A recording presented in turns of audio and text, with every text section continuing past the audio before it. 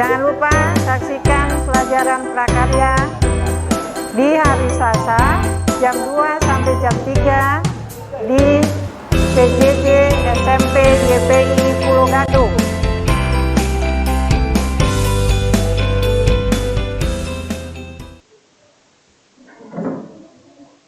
Oke, 3, 2, 1, kamera roll action. Assalamualaikum warahmatullahi wabarakatuh.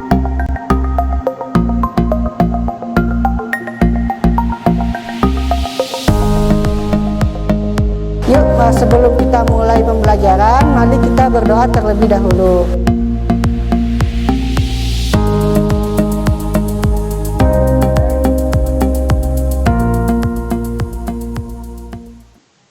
Silakan, Bu. Assalamualaikum warahmatullahi wabarakatuh. Selamat siang anak-anak. Bagaimana kabarnya hari ini? Semoga kalian dalam keadaan baik. Bertemu kembali bersama Ibu di sini di PJJ belajar online nggak masalah. Hari ini materi yang akan kita pelajari tentang intisari dari pengolahan makanan jenis umbi dan kacang-kacangan, umbi-umbian dan kacang-kacangan.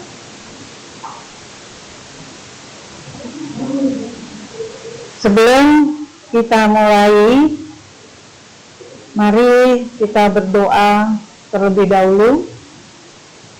Mudah-mudahan dengan berdoa apa yang akan kita pelajari berjalan dengan lancar. Berdoa mulai.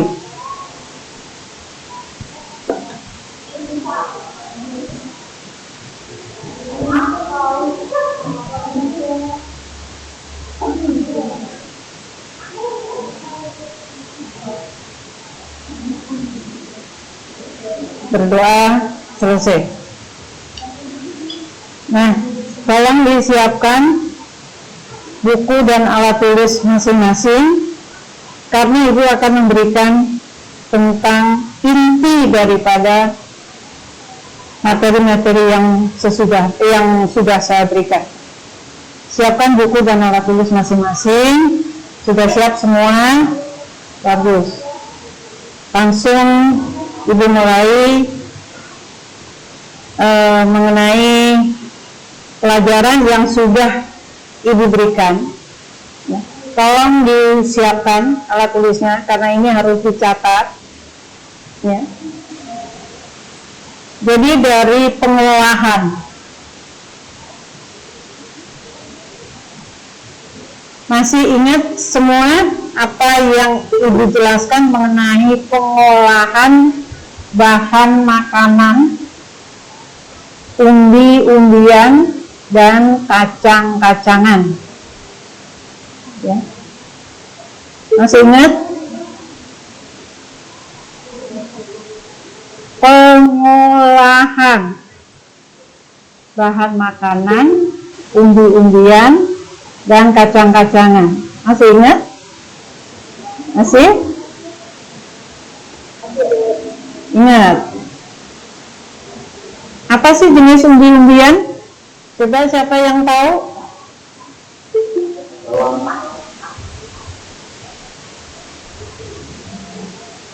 Umbi-umbian. Kalau bawang itu termasuknya bumbu ya, bukan bahan makanan, jangan salah. Bawang merah, bawang putih itu umbi-umbian memang, tapi termasuknya bumbu, bukan bahan makanan, karena itu merupakan penyedap dari bahan makanan yang berbentuk umbi-umbian. Umbi-umbian itu misalnya ada singkong, itu umbi-umbian. Ada talas, terus ada ubi jalak, terus apalagi yang kamu tahu coba? Hah? Ubi ungu. ya ubi itu jenis ubi itu macam-macam warnanya ya, ada yang ungu, ada yang merah, kuning yang itu, ada yang putih ya. Nah ini itu warna, tapi jenisnya umbi-umbian. Nah kemudian yang termasuk kacang-kacangan, coba siapa yang tahu? Kacang hijau, oke. Terus kacang kedelai, terus kacang tanah, terus apa lagi? Kacang merah, ya. Terus apa lagi? Terus yang termasuk biji-bijian, coba sebutin, enggak? Masih ingat apa enggak? Ya, padi, biji-bijian, ya. Terus jagung, terus apa lagi? Nah, dari itu semua biasanya diolah menjadi makanan. Nah, itu yang disebut bahan tadi, yang disebutkan tadi namanya bahan makanan dari umbi-umbian, kacang-kacangan, dan biji-bijian. Oke. Nah, sekarang proses daripada bahan makanan menjadi makanan itu yang disebut dengan pengolahan. Ya, proses daripada bahan makanan menjadi makanan yang siap saji dilengkapi dengan bumbu-bumbunya disebut pengolahan. Nah, pengolahan ini kemarin sudah disebutkan, yaitu mengenai penyiapan bahan, penyiapan bumbu, cara mengolah, cara menyajikan, dan cara mengemas. Itu namanya resep masakan. Ya, jadi resep adalah bagaimana cara mengolah dari penyiapan bahan, penyiapan bumbu, kemudian cara meracik, mengolahnya sampai menjadi makanan siap saji, dan cara pengemasan. Ingat ya? Kemarin. Nah, sekarang inti sari daripada pengolahan bahan makanan tadi, tolong ditulis ya, biar kamu nggak lupa. 1. Yang lain yang di rumah juga tolong ditulis. Tadi pesan perlu siapin buku dan alat tulis. 1. Pengolahan pangan adalah teknologi yang berperan penting. Pengolahan pangan adalah teknologi yang berperan penting dalam memenuhi kebutuhan masyarakat selaku konsumen. Pengolahan pangan adalah teknologi yang berperan penting dalam memenuhi kebutuhan masyarakat selaku konsumen. 2.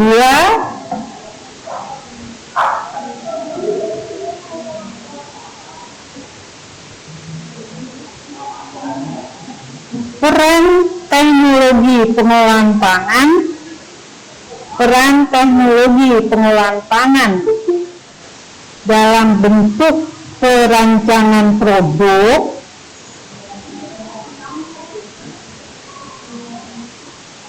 pengolahan bahan baku, tindak pengawetan,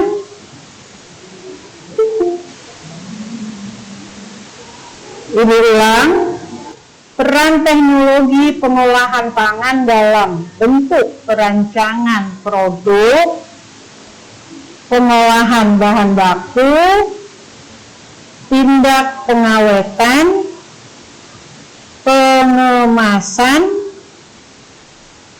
penyimpanan,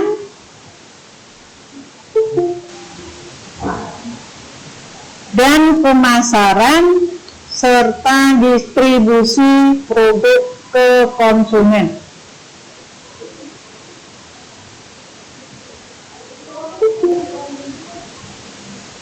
Oke, Ibu jelaskan dulu ya. Pengolahan pangan adalah teknologi penting untuk memenuhi kebutuhan masyarakat selaku konsumen. Artinya, kita hidup perlu makan, dan makanan itu tidak serta-merta bisa langsung kita makan. Sebagian besar makanan harus diolah lebih dulu. Kenapa? Karena tidak semua makanan mentah dapat memenuhi unsur vitamin yang dibutuhkan oleh tubuh. Justru bisa terjadi makanan mentah yang kita makan membuat badan menjadi tidak sehat atau tidak memenuhi kesehatan.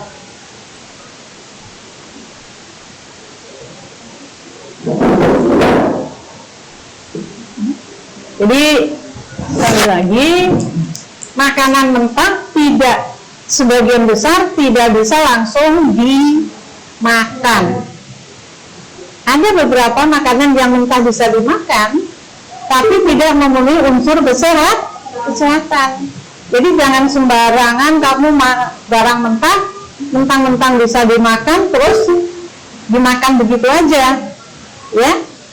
Kadang-kadang itu nanti masih ada mengandung hal-hal yang tidak kita inginkan, seperti misalnya racun, atau vitaminnya menjadi berkurang. Akibatnya apa? Pencernaan makanan yang kita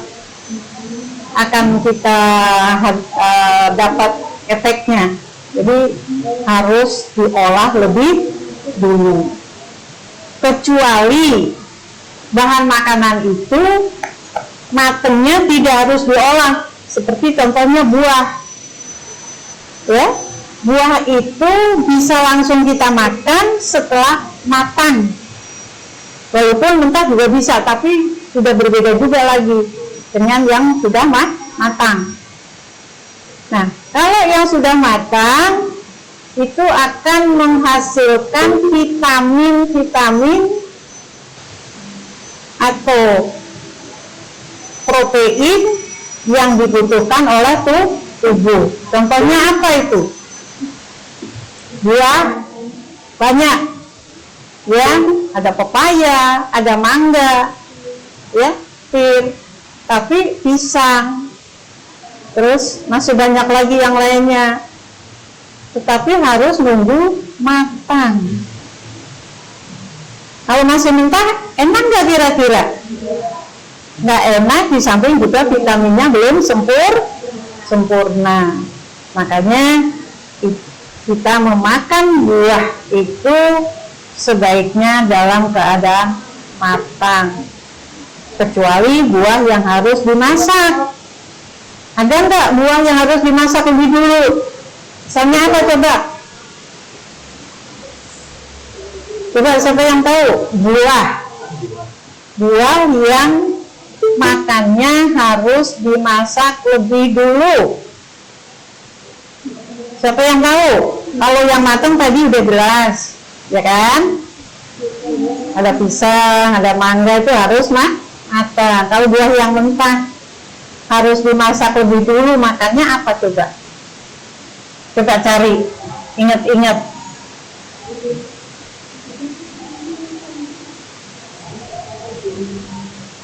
Ya, tomat. Tomat itu harus matang juga ya. Sudah harus nunggu merah kan, Omat ya. Bagus. Siapa tadi tuh yang nyebut Omat? Saya. Siapa namanya? Dani. Nah sekarang coba Ezra bisa nyari nggak buah yang makannya harus dimasak lebih dulu? Ya syukur dulu. Sukun. Ya bisa, buah sukun itu harus digoreng, dikupas, digoreng atau dikukus. Kalau mentah itu nggak bisa langsung kita makan, kita nggak kuat giginya. Yang sukun, apalagi coba?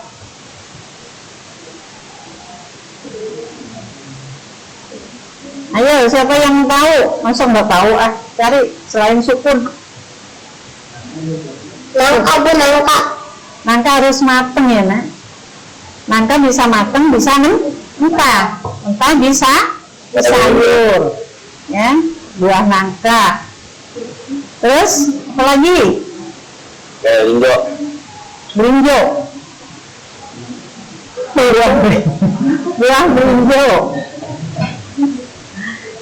Ya, yang umum aja. Jadi itu buah. Tapi kalau bahan makanan seperti yang tadi disebut dengan pengolahan, itu adalah bahan mentah, bisa dimakan setelah dimasak. Perlu bahan-bahan yang lain nggak selain bahan makanan tadi? Perlu apa namanya? Bumbu untuk penyedap atau pemberi rasa. Dengan bumbu, rasa bahan makanan menjadi lebih enak. Bahan penyedap itu namanya bumbu. Bisa juga bahan-bahan yang lain seperti gula, ya. Terus dicampur lagi dengan kelapa. Kalau yang namanya bumbu itu ada garam, ada bawang merah, ada bawang putih dan lain sebagainya, tuh banyak ya. Ada lengkuas, ada serai, ada cabai, ada kunyit, ada jahe, ya. Itu sebagai bahan penyedap. Nah, itulah tadi yang disebut dengan pengolahan. Membuat masak bahan mentah, ya, menjadi bahan matang yang siap untuk dimakan. Cara pembuatannya disebut apa? Kan cara membuat macam-macam ya. Ada yang dikukus, ada yang digoreng, ada direbus, ada dipanggang, ya kan? Ada yang diasap-asap. Itu namanya resep masakan, ya, resep masakan. Cara mengolah bahan makanan yang dilengkapi dengan bumbu-bumbu, kemudian proses diolah menjadi makanan yang siap saji. Itu pengolahan. Kemudian dilanjutkan dengan yang ketiga. Ini ya. Tadi baru yang kedua ya. Sekarang yang ketiga.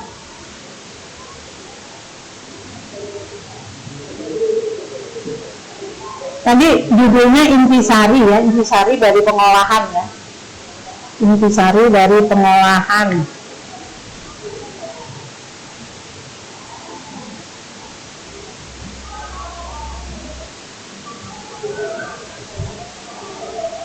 Setiap hari perlu mengonsumsi agar setiap hari perlu mengonsumsi agar asupan kebutuhan nutrisi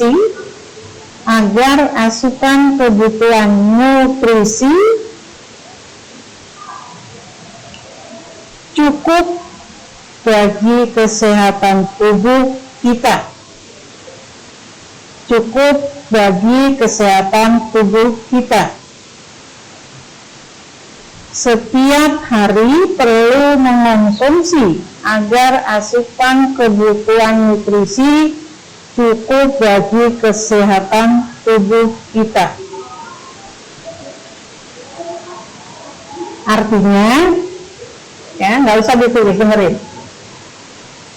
Artinya adalah bahwa hidup ini perlu makan untuk kesehatan tubuh.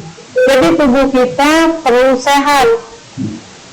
Tentunya berarti harus memakan makanan-makanan yang mengandung unsur-unsur yang dibutuhkan oleh tubuh. Tubuh kita ini membutuhkan segala macam, banyak sekali macamnya. Ada vitamin, ada protein, ada mineral, ada cairan, ya, banyak sekali. Karena apa? Dengan kebutuhan-kebutuhan itu terpenuhi, maka kesehatan kita akan menjadi lebih baik. Nah, sekarang bagaimana cara memenuhi kebutuhan makanan untuk kesehatan tubuh? Kita harus bisa memilih makanan yang mengandung unsur-unsur kebutuhan tubuh. Jangan sampai kita makan makanan yang justru akan membahayakan tubuh. Memang ada makanan yang bisa membahayakan tubuh, ada. Jadi tadi misalnya makanan itu mentah, ya kan? Kita makan, kenyang sih, tapi di dalam perut nggak bisa dicerna. Akibatnya apa? Sakit perut, pinter. Siapa tuh yang nyebut tadi? Ya. Makanya tidak boleh asal makanan. Kita harus tahu bahwa ini bagus, ini tidak bagus. Ini baik, ini tidak baik. Ini dibutuhkan oleh tubuh, ini tidak dibutuhkan oleh tubuh. Harus tahu itu. Ya, itu fungsi daripada makanan. Kenapa ini mesti kita pelajari? Ya, supaya tidak terjadi salah, tidak terjadi kekeliruan, tidak terjadi fatal akibat gara-gara makan. Makanan mentah buah-buah itu tadi ya. Saking laparnya, nggak sempet nunggu mateng, misalnya, nggak sempet nunggu mateng dulu, mentah langsung dimakan aja. Akibatnya apa? Ya tadi tuh sakit perut. Karena apa? Pencernaan makanannya tidak bisa berfungsi secara baik. Ada makanan yang nggak bisa dicerna lagi, saking kerasnya, ya kita telan aja. Ya. Rasanya itu tadi ada buah yang masih mentah, padahal harusnya dimakan dalam keadaan matang. Tapi kalau masih mentah kita makan aja, akhirnya bisa menjadi sakit perut. Ya. Baik, dilanjutkan.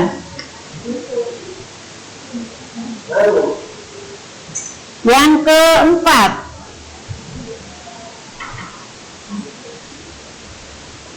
ya. Yang keempat adalah kuliner.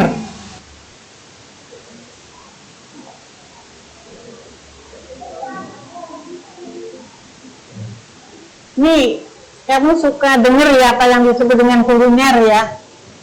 Apa itu kuliner? Kuliner itu adalah makanan, ya, atau masakan. Bisa masakan secara umum, bisa masakan tradisional.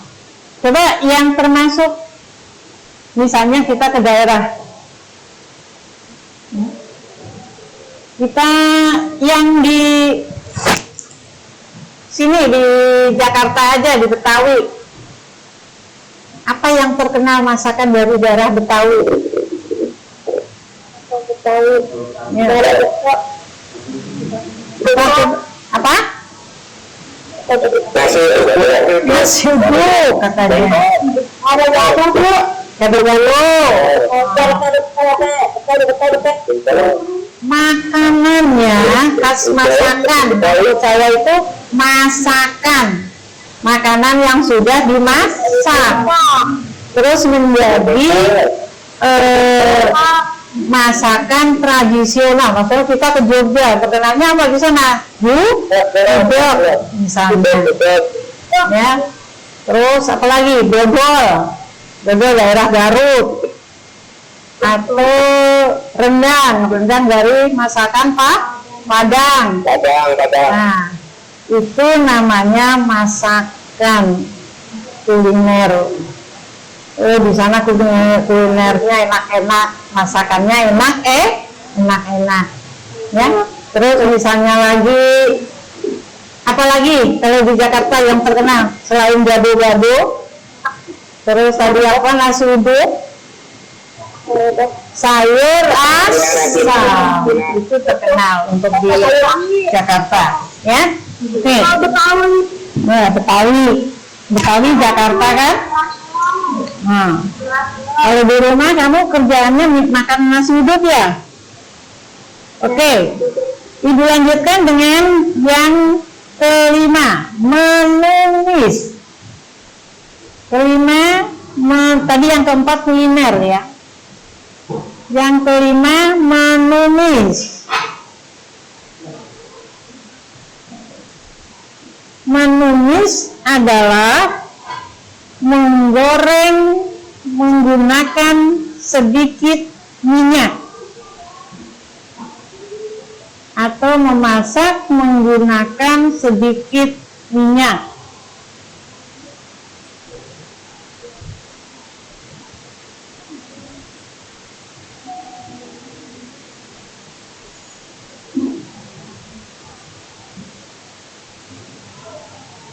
Ya, itu menumis. Yang keenam, menggoreng.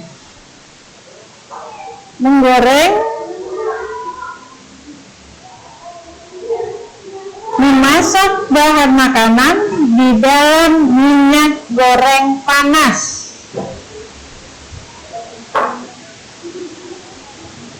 Menggoreng memasak bahan makanan di dalam minyak goreng panas. Oke, sekarang dengerin dulu mengenai menumis. Biasanya apa yang suka ditumis dengan minyak sedikit? Kangkung. Ya. Kangkung. Menumis kangkung, menumis buncis, begitu. Tapi yang biasa ditumis lebih dulu adalah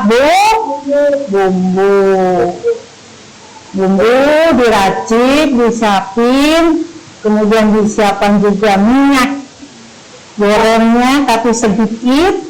Nah, itu disebut menumis. Lalu buat apa bumbu itu? Memasak kangkung. Maka jadinya tumis tumis tumis toge, tumis sawi, dan lain sebagainya. Banyak hal yang bisa dimasak dengan cara menumis. Sama-sama menggunakan minyak goreng. Tadi ada istilah menggoreng. Menggoreng juga membuat masakan menjadi matang dengan minyak goreng panas. Apa yang bisa digoreng? Ayam.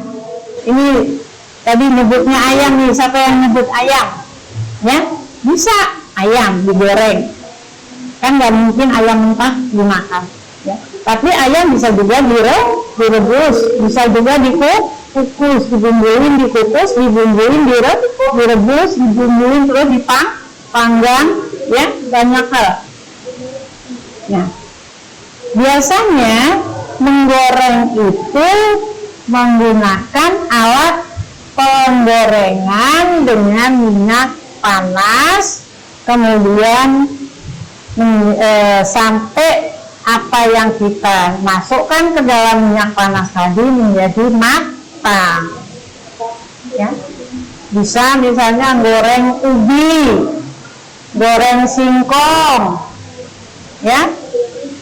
Masih banyak lagi yang lain. Goreng apa lagi? Goreng pisang, yang goreng ikan, goreng ayam, goreng kerupuk, goreng kerupuk. Setelah itu goreng apa lagi? Ayo, siapa yang bisa nyebut? Coba goreng apa misalnya?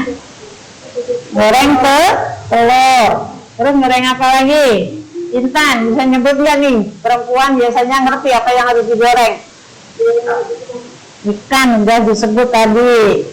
Terus goreng tahu, goreng tempe.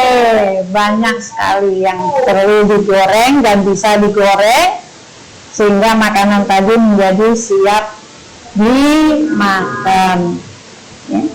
Kemudian yang berikutnya nomor 7, mengukus.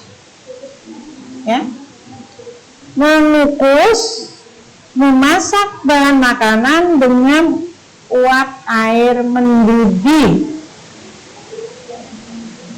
Ya.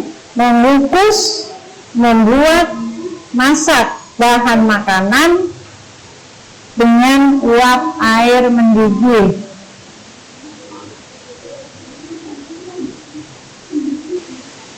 Terus yang ke-8 yaitu merebus.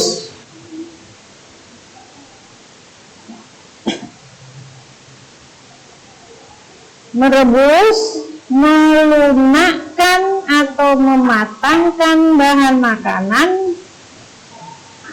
dalam cairan, bisa air, bisa kaldu, bisa santan, atau susu yang suhu panas 100 derajat Celcius. Nih, merebus. Jadi mengukus itu menggunakan biasanya gandang ya, karena yang di bahan makanannya itu tidak boleh kena airnya, cukup kena uap panasnya.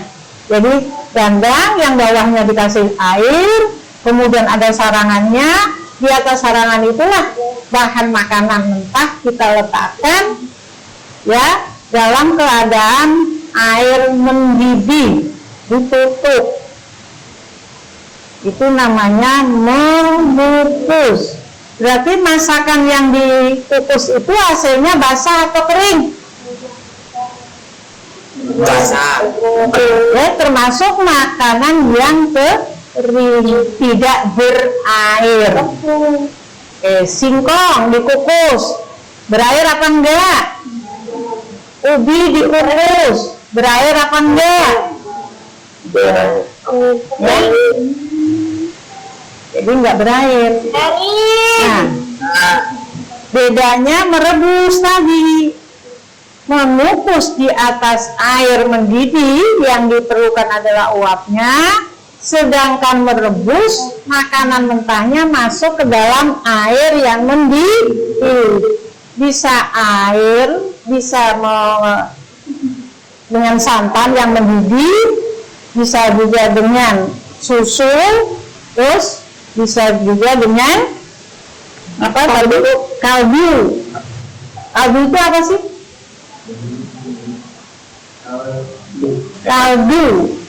Kaldu itu air rebusan, bisa daging, bisa ayam, ya itu namanya kaldu. Nah, makanannya dimasukkan ke dalam air yang mendidih 100 derajat atau ke dalam susu yang mendidih 100 derajat, itu disebut merebus. Beda nggak dengan mengukus? Beda. Kalau mengukus menggunakan saringan atau dandang, makanannya di atasnya. Kalau merebus, makanannya langsung masuk ke dalam air atau cairan yang mendidih 100 derajat. Ya, Ibu lanjutkan dengan yang ke-9, nutrisi. Ya, nutrisi adalah makanan yang bergizi. Ya, nutrisi adalah makanan yang bergizi.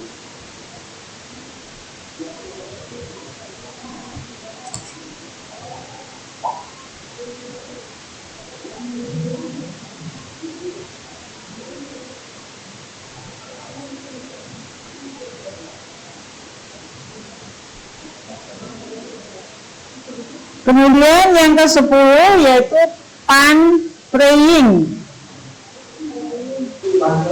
Praying, P-R-Y-I-N-G, praying, atau menggoreng dengan sedikit minyak.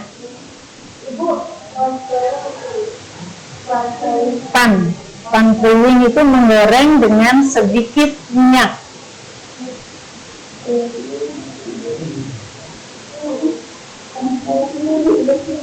Ini hampir sama dengan menumis ya, cuma kalau ini memang makanan itu digoreng dengan sedikit nih minyak, matangnya itu digoreng dengan sedikit minyak.